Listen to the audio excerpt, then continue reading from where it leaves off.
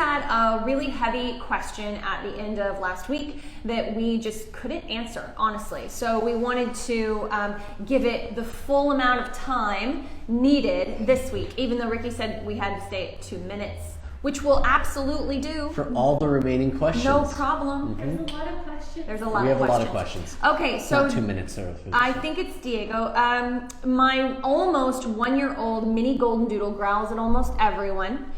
Is there tips to make her more social? We've tried several things, nothing seems to work. She growls at them when people immediately come up to her. The exception is myself and my husband. I blame it on getting a puppy over COVID.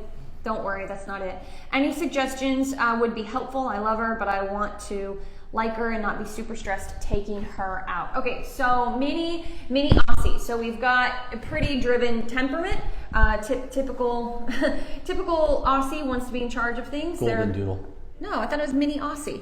Goldendoodle. Goldendoodle. So you've got a nervous Goldendoodle. Okay, never mind. So Goldendoodles have a lot of drive. That goes to one of two ways, either nervousness or excitement. Yeah, we see a lot of nervous doodles. Okay, so it's the same thing for anyone. It's just you don't have the instinctual in charge bent. But what you need to start doing is stop thinking of her as trying to get her to be social.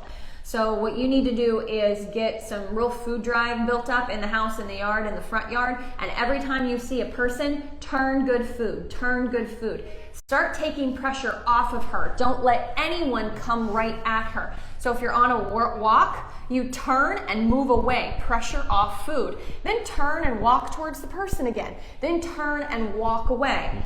Pressure off food. And so you want her following you all the time. Every time you move, she should be like, okay, I'm coming. You know? By pressure, she means leash pressure. And pressure from the other person, so pressure off. Yeah, like I know there's so many forms of pressure, but yeah, you're using leash pressure to guide, pressure off when she starts to follow you, but also pressure off. Excuse you, old lady. There you go. Oh, you got it. You got it. Did I mention she's 50? So she's been doing that all morning, actually. Woke us up. It was awesome. Okay, so anyway, she did.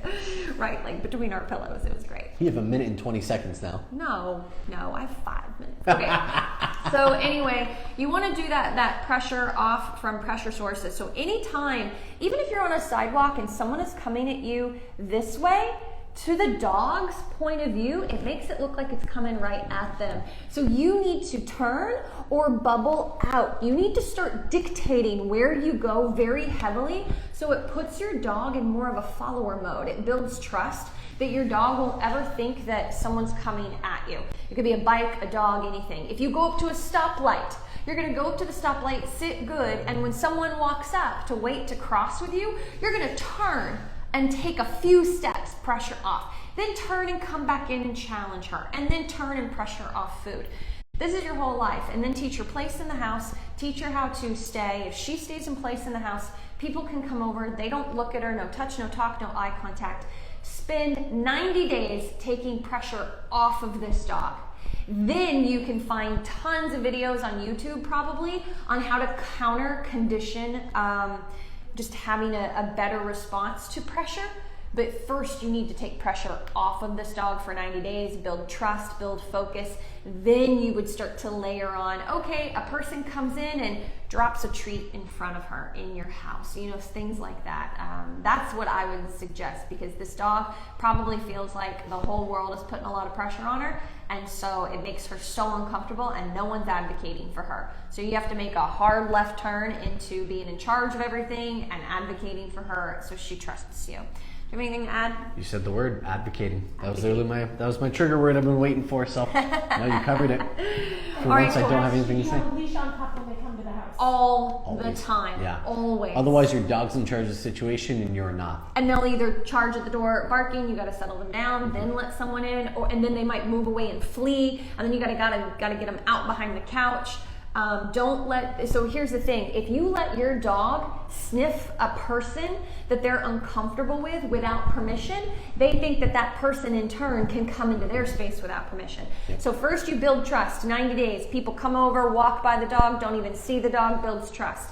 Then when the dog is calmer naturally because of they've just not had any pressure put on them, then you could release them to sniff and then put them back in place. When a dog finally gets comfortable enough to sniff a person after having growling issues, the first thing that visitor or person does is, oh, it sniffed me, let me reach out and touch. You've just broken trust all over again. Dogs like that, they're like, man, humans have no idea about animal behavior. No look, no talk, no touch for any guests coming in. Yeah. They ignore. You might drop a piece of food, maybe drop a piece of food, but not even look at the dog. Do you think they can do that right away, or No, just? that's after your 90 days. Yeah. That's after your 90 days of nothing but structure and advocating and no pressure put on the dog. It makes such a huge mindset change in the dog, makes them calmer, and it makes such a huge difference. But the big thing is when your dog finally does get comfortable enough to smell, go smell the person is still a statue. They don't invade that dog's space and break trust all over again. It takes a lot of time. And then if I'm wrong and after 90 days it happens really quickly, great. But you just go slow, okay? All right, you ready? Oh, you want me to do the long one? Number 2. Okie dokie. Gosh, I can't talk. Alex Domino, 9 months old. I have another question. Puppy barks at any noise or anyone or without a dog with them. So just any person, okay. She puts herself in such a frenzy. She's uncontrollable. We have to go back inside. I've tried everything imaginable to get her not to bark, but nothing works. So if you say you've tried everything imaginable, you're making me think that you've used all sorts of different type of training methods, tools, ideas. So if that's true, you've got to get some one-on-one help in there. It's embarrassing to take her out. Let's see. She's a sweet dog. Towards you, I'm guessing. She doesn't have to buy a tool. I don't feel like punishing is warranted because I know she's doing it out of fear and protection, but I'm at my wit's end. Should I consider getting an e-collar to train it out of her? E-collars do not train it out of dogs.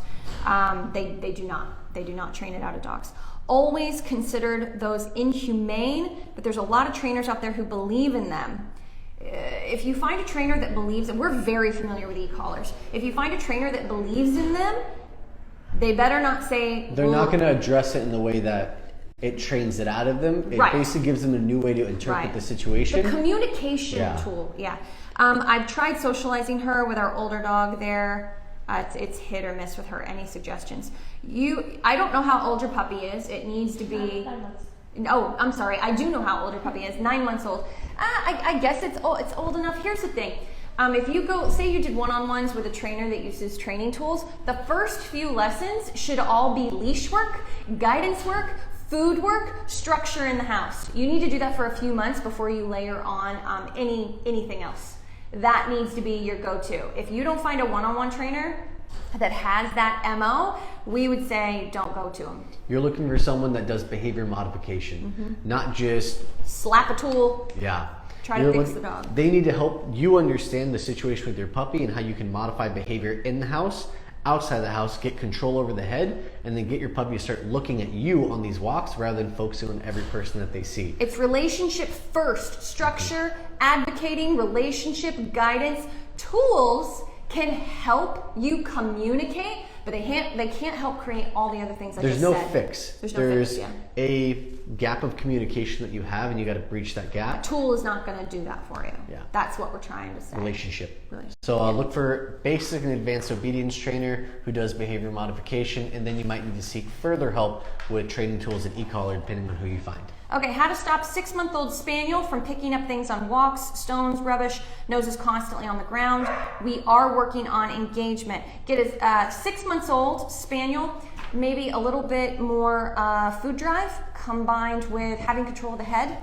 And how we do that is probably take one of your meals, put it in a pouch, and then have them work for that meal on the walk. So you get this crazy strong drive to look at you, pay attention, and when you see that rock that you know they want to pick up, you're already grabbing focus before that rock. Let's go, turn, sit, food. And it can be a handful of food. You don't have to do one kibble at a time. Handful of food is what we consider a jackpot. Yeah. If a dog sees one kibble and they see that rock might be more valuable than that one kibble. They hear a handful of food jiggling around, and they're going to focus on that handful of food a little bit more. You want to give space Yes, from the rock. you. Control over the head, redirect away, space, and then food. Yep. You want to do some of your short ones? Yeah, I like the shorties. All right. We're fast today. Oh, yeah. We are doing pretty fast. I'm proud of us. It's been 13 minutes and there's been 3 questions. That's There's pretty good. been 4. Has We're there going been on our 3? 4th. Has there We're been going 3? on our 4th. Shh. Okay. How to stop 5-month-old German Shepherd from barking when he goes out potty and sees someone walking. On leash. Yeah. Make sure it's on leash. It's Redirect. kind of been all the questions we've had as well. All the advice we've given for other questions is similar. Have control over the head, redirect away, and work them under threshold. Threshold means when they hit threshold, they're already barking and going for the dog. When you work them under threshold, it means you see the dog, they look, that's when you're already guiding them away and trying to build space and get focused and show them that you're more important than that dog. Yeah. It can't happen when they're already barking, so you gotta start looking for triggers.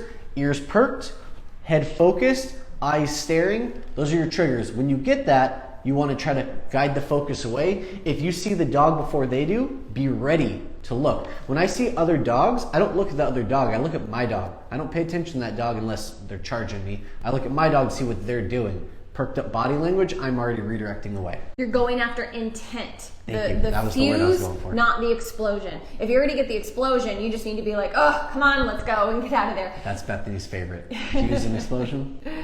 And I got it, from someone else, just like, anything. But I would say you also want to make sure you're not giving your puppy any freedom in the yard ever, because they clearly can't handle it. They're clearly starting, it's a German Shepherd, so they're starting to see their space as territory. Bethany, what are German Shepherds bred for?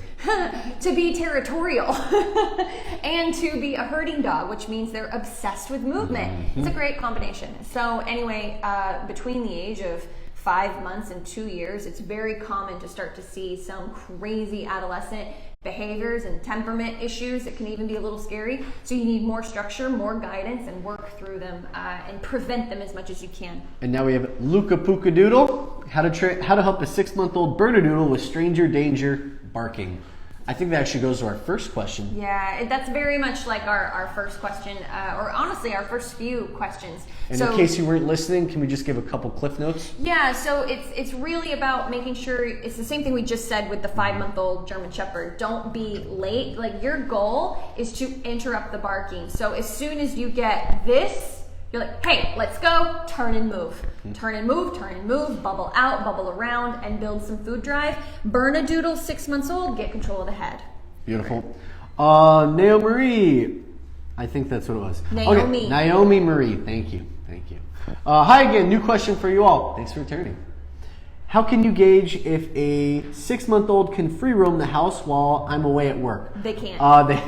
You stole it. Oh, You I'm sorry. stole it. You were ready to answer that. They can't. Okay, now go. I totally agree with you. Yeah, whoa! Totally agree. Most 6 months old won't be able to free roam in the house.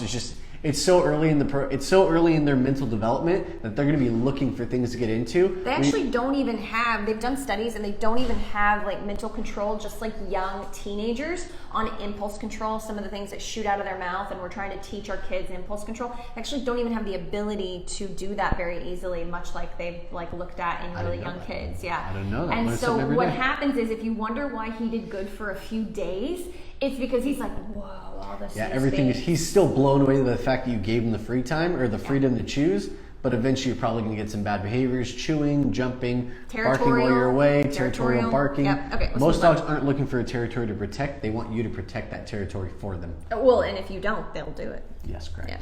All right, Stella. My 8-month-old toy poodle doesn't pee with his leg up. How can I make him learn? Don't make him learn. He's going to pee on everything. Just take a stick out in the backyard and then just lift his leg up every time he pees. Just poke him with the stick.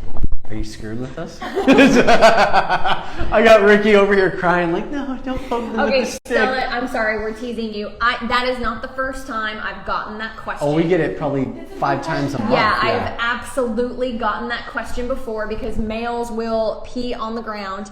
Or they pee on their front legs. Or they pee on their front legs, and then it sprays everywhere. So I'm sorry I teased you, but I don't know. Do you know? I don't honestly know. It's an Honestly, instinctual thing. if I you, know. I have if you're gonna say tree, I'm gonna be so upset. No. I want you to, actually I never, pause to poor connection. Hey, we're back. Hey. Okay, I do not want you to encourage marking in your poodle, but maybe at the park, if you see like a male pee on a tree high up, maybe take him over Stole it. and see if he'll mark. And then if you have a friend's dog that marks, maybe walking them together It's because they learn from other dogs. But if your dog is older, 8 months old, that's a little old. They usually learn this a little sooner. Good luck. Sorry, do you have any ideas? I guess they don't, right? Well, it is, but I bet Some the dogs reason pee on their the paws. front We even legs had our and Great stuff. Dane that would sniff and pee on his own chin. So we get it. It could be frustrating Yeah, if they are it peeing on is. their paws. Yeah. We have another poodle that also pees on his paws, and they asked me the same question. My problem is the spray. Like they pee on the ground and it sprays forward, instead yeah. of aiming. I would do the same thing Bethany said. Find a tree that a dog just peed on and let them sniff it and make sure the pee was from a bigger dog, so the pee is high up, and the dog's gonna try to lift the leg as high as he can to reach that pee. So keep it structured though. Keep your structured heel work and then put your dog on break and let him walk around a little bit and then make sure you're going back to a structured heel. Don't get crazy or you'll end up ruining the behavioral side of things. And he'll pee on everything. Then he'll pee on everything, but trying to fix the other. But honestly, if your dog has a weak stream and he's peeing, it's just dribbling to the ground, I would honestly keep that. I don't entice peeing on trees and marking things. Because it's a dominant behavior. Yeah, my female dog does it. She lifts her leg on trees, and I wish I'd never laughed about it 8 years ago and made a joke, and now she does on everything. A lot of like service dog trainers and stuff, they'll try to keep dogs from doing that because they'll start to mark and stuff. Yeah. Especially under tables. Something that I have to do. All right, potty training at night. Here we go. Puppy question. Oh, you scared me. No, sorry. Potty training at night. Do I just let our pup out if they cry? Do I set my alarm every 3 hours? Ooh, it's tricky. Most puppies can hold the pee. I don't have an age. I'm sorry, guys. So I'm going to go off of Or what a I breed. normally do, or a breed, and that matters as well. Small dogs can't hold it as long. Horrible at potty training. Most puppies can hold their bladder 4 to 6 hours. Young puppies. Not her. Sorry, I know. Some I'm small saying breed most, dogs though. I'd can. say about Most 80, can. 85% can hold it for 4 to 6 hours overnight or longer. I have small dogs that hold it for 8 hours, and I'm like laughing at the parents, like they don't even realize how good they have it. And then I have other dogs that are going out every 3.5, 4 hours, like you guys probably are. If the dog cries and you wake up and you hear the puppy crying, I don't want them to have an accent, but I also don't want to feed into the crying. Right. Usually what I'll do is I'll walk up to the crate. They know you're there. They feel the vibration of your feet, and they'll stop crying for a moment. I'll wait a moment, take a beat, and then lift up the sheet, take them out. But I take them out on leash. I put them in one area. If it's a young puppy on a potty pad or like on a patio, like potty patch or something, I'll set them on that area and I'll wait there and I'll stand there like a tree. There's no love, there's no affection, there's no play. It's just there's no energy. Business. There's nothing. Yeah, it's all 4 a.m. and you're dead asleep. So it's 8-week-old Goldendoodle. Yeah. What? 8-week-old Goldendoodle. Oh, a baby. Goldendoodles can usually Okay. hold it for a little bit longer too. I don't have too many like potty accent puppies for Goldendoodles. Well, But 8-week-old, I would say that you are going to take the puppy out if they're crying at 3, 4 a.m. Just make sure You having problems today? Oh. just make sure you're not acknowledging the fact that they're crying. Stand in that one area with your leash. If they don't go potty within 2 to 3 minutes, I think they're playing you a little bit. Back in the crate, and how long would you wait? Why don't you just finish your really long spiel and I'm going to give them a short one. That's my spiel. That's all Okay, I got. cool. Yeah. So what I would do is what he said, and then also not let the dog out for whining at all. So if it's only been 3 hours, I'm just going to be like, no, tap the crate, or maybe I do nothing if it's just a little bit of whining, and my alarm is set for 4 hours, not 3. And if the puppy has an accident, then I know that whining does mean that she needs to pee. She's not just playing me. I would rather clean up an accident a couple of times rather than reward whining a couple of times. That's how I look at it. And so you just have to kind of problem solve that way. No water 3 hours before bed, maybe even 4 hours with this type of puppy. I would do every 4 hours with an 8-week-old Doodle for 4 days. And then I would go 4.5 hours and then 5 hours pretty quickly and push that at night. And yeah. Potty accidents will occur though, so just warn you now, if they happen, no You big deal. backtrack, you Doesn't mean your backtrack. dog's broken or anything, or your system's broken. Yep. You just gotta find what system works best for your puppy. What's next? Is that the last one on yours? No, we still got those too. It's a long one though. That's because you took forever to explain that. I'm just saying, it was a simple potty question. Wow, potty questions are my life. I know. I literally can answer them for 45 minutes. I do sometimes. All right, let's cuatro Allens. Oh God, I don't even know what you said. It's in Spanish. I get amped up when I say Spanish names. I'm sorry. Tips on how to keep your Aussiedoodle puppy mentally stimulated. Games, jobs, 10 weeks. She's starting to chew blankets inside and dig outside. I redirect inside, but hard to do outside. This is all yours, Bethany. Under 2 minutes, go. She is starting to chew blankets inside, dig outside, redirect. I redirected, but hard to do outside. And then part 1 is Aussiedoodle puppy, mentally stimulated, 10 weeks old? How to keep them mentally stimulated. 10 weeks old. I was still caught up on your comment about the name, and it sent me somewhere else. Okay, anyway, so You're down 20 seconds now. I know. Okay, so 10 weeks old, no blankets in crate. Sorry, a lot of 10 I don't weeks think old. it's in crate. A lot of 10 weeks old can't inside. A lot of 10-week-old dogs can't have blankets. That's really normal. And they can't have free access to roam inside. I think that's Correct. another big Yeah. part. Because So I don't you're think they're on- using the crate. I think they're just in You're the on house. hardcore crate rotation or playpen rotation, and there is nothing chewable inside that crate or playpen. And we if can there's send you a anything- schedule. if there's- DM us. Yeah, DM us, and we'll get you. Well, not we, Ricky. We'll get you the schedule that we suggest when you're first starting with a puppy, and then you can quickly switch the times that fit you and your puppy's needs. That's honestly the big thing. Your puppy's going to chew on everything for the next several months, and so. And if your puppy's outside, that's on a leash, because you're not redirecting with food or anything like that. You're redirecting with leash pressure, food, and body language and guidance. You're working your puppy. Yeah. If you're not outside in like one specific area to work on pottying, where maybe you have to rake out leaves and sticks, you're on leash working your puppy. That's how it works. It's controlled work, play, crate, playpen.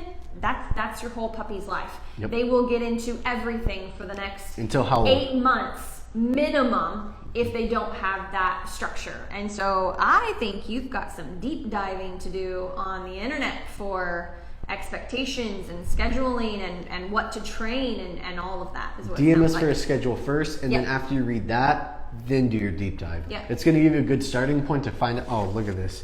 2 minutes per answer. I Oh, just that's saw so that. That's funny. cute. That's cute. You don't be condescending. That's not condescending. Jeez, that sounded condescending. Okay. Oh, that's cute. That's so cute. That's things we say on our own, not in front of Ricky. That's what Kimberly tells me. All right, Cindy Lou, I've got a long question here. What kind of training would my 7-old dog need? 7-ish. 7-ish old dog. When she was almost 5-6 years old, seeing other dogs, she was attacked. You need one-on-one. You need one-on-one help. Schnauzer, 7 months old, rescue. We moved to California. And a Schnauzer, which means very Driven and very they stubborn can be dog. nervous, driven, stubborn. Yeah, they definitely have that. Anything she sees a person, in front of them. Okay, so I don't want to push you off, Cindy. That's not my intention. But we really focus on dogs under 1 year old. It's not that we can't answer your question. It's just we've got to streamline this specifically for puppies. Even if we did answer your question, I would we're still probably say honestly one-on-one help. yes. We're not helping you with any answer we give unless it's find one-on-one help, so they can kind of learn your situation and work with you in your situation. And honestly, if you listen, if you have any interest in listening to some of the other our answers to our questions, you'll get a lot of good stuff. It's not going to directly fix your issue, but you're going to get your baseline relationship work that has to happen anyway, even before you do other stuff. So, okie dokie. Let's see. Tahara says thank you on something. Tips on teaching a 10-week-old Tara. 10-week-old Goldendoodle their name. We've tried tips on the website, nose with a treat, tried pets, toys, clicker. She just doesn't seem interested. Okay, so I would start feeding her with kibble, and this is what you want to do. Yeah, you've got, or whatever your regular food is. ZB's is good, real meat food is good because it's like treats. You got a pocket full of her breakfast, and that's when she's going to be most hungry. And maybe you've already had your coffee, already done potties, and her hunger's building up. And I just want you to walk around your home, take 2 steps back, and lure her with food. Once she's following food, say her name. Let's say it's Foofy. Foofy. Foofy. Foofy, good. Foofy, good. And then eventually, Foofy, come, good. And that's where I would start with. Then you can start with Foofy and do the up to the eye, good. And your puppy's on leash. On leash. Or Super important. I would drag in a leash if it's 10 weeks old. If I'm doing training session, I'm holding a leash. You're in a school. Okay. If I wake up in the morning and I got my coffee and I got my treat pouch, the dog's just going to be dragging the leash. Why are you holding coffee? Because I multitask. I'm not a morning person. So I'm like, dog. Sorry, I'm the man. We don't multitask. It's one task at a time. It's true. It's true. Okay. Being honest. Mr. Teddy, 6-month-old Cockapoo, prefer to walk with my mom and dad. When it's just one parent, I'd rather sit. Oh wait, this is from the point This of is view coming of the from dog. our puppy. From Mr. Teddy. Okay. All right. Okay. Mr. All right, I'm Teddy, ready. what's your question? I'm a 6-month-old Cockapoo. I prefer to walk with mom and dad.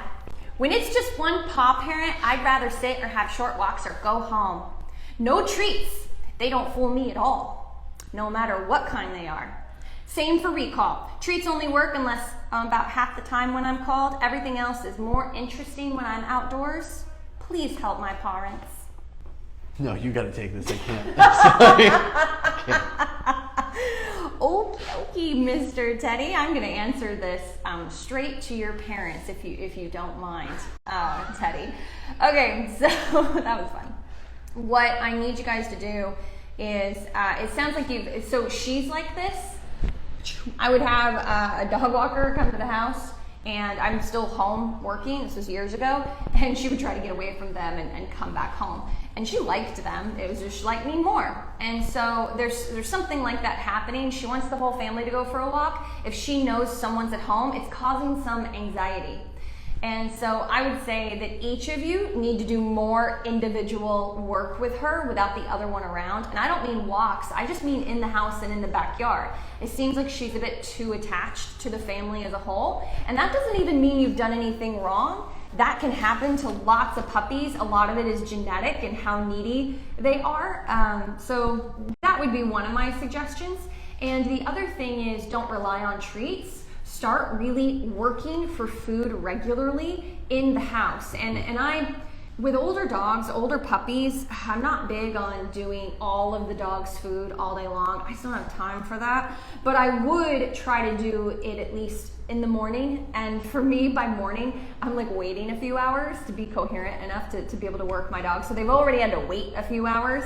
And so they're extra hungry, so it's more like brunch. They're getting brunch for training. And you may not be able to do that because you go to work, but that is the best time to train your dog, is first thing in the morning or just with their breakfast in general. Do it in the house, in the yard, get some focus. Really work on turning and movement work. And then if the puppy you think is about to sit, stop and go sit good and try to use their food. And then instead of trying to go forward and they brace, turn and go the opposite direction. Be unpredictable. That would be some of the things that I would suggest. And honestly, 6 months old, at the end of the day. And a Cockapoo. Cockapoo, at the end of the day, they're not taking food, and I'm trying everything we said outside. I'm just like, let's go, come on, and see if I can direct. Be very direct, very firm, very authoritative, and try that. And if they really brace and like scoot, I'll pick them up, walk 10 steps, put them down, start walking. Let's go, and maybe pick up on a jog. We call it walking with purpose. It doesn't mean you're walking fast. It means you're walking strong. Yep. Walk strong. You got Walk any hard. other tips? I just saw the recall part. Oh, yeah. If you're trying to do it outside, and that's where you're line. especially struggling, I do short line and long line inside, and then backyard, and then front yard, and then try to go into the areas where you're really struggling. And if that is the backyard and front yard, then maybe work a little bit longer inside, get it really, really solid before moving on to the harder areas. Yep. Cool. I think we got one more. I'm gonna let you paraphrase it. We're Okie at 131, so. We just got one more. We just We're got one gonna more. finish. We had so many questions. We're gonna finish strong. 7-month-old Doodle who recently discovered her bark and now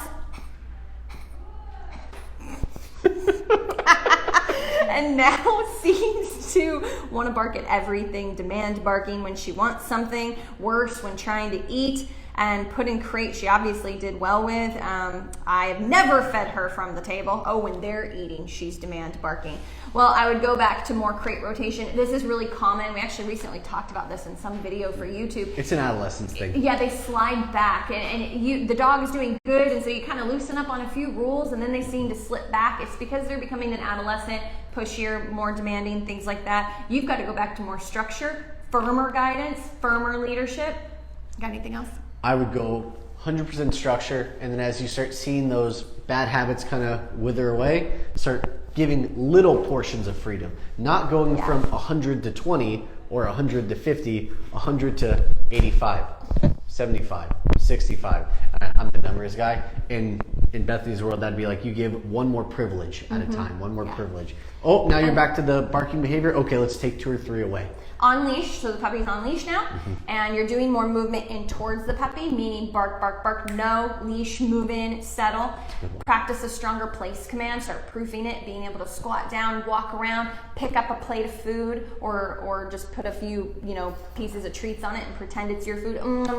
Walk around when your puppy gets off place, no, move in, reset. Start practicing little things like that to get more of a follower mindset. Sometimes we just expect these puppies to just adjust to being in our home with the family, but honestly, adolescent dogs, they're gonna stick it to you for the next 18 months. I was gonna say, don't say 18 months. She's not wrong, but man, that was just heartbreaking. So anyway, just keep that in mind.